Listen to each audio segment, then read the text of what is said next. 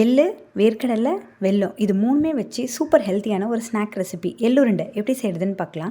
100 gram கருப்பு எள்ளு அதை நல்லா ட்ரை ரோஸ்ட் பண்ணி எடுத்துக்கோங்க. 50 கிராம் வெள்ளை எள்ளு அதையும் ட்ரை ரோஸ்ட் பண்ணி தனியாக எடுத்து வச்சுக்கோங்க. எள் டோட்டலாக 150 கிராம் எடுத்திருக்கேன். அதே 150 கிராம் வேர்க்கடலையும் எடுத்து ட்ரை ரோஸ்ட் பண்ணி தனியாக எடுத்து வச்சுக்கோங்க.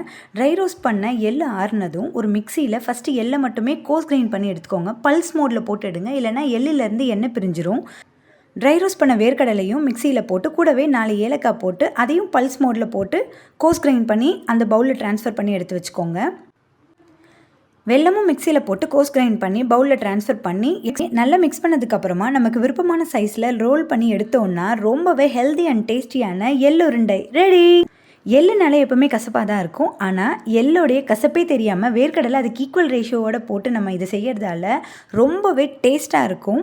வேர்க்கடலை rich in nutrient, good source of protein, healthy fat, vitamins, minerals இது எல்லாமே வேர்க்கடலையில் இருக்குது.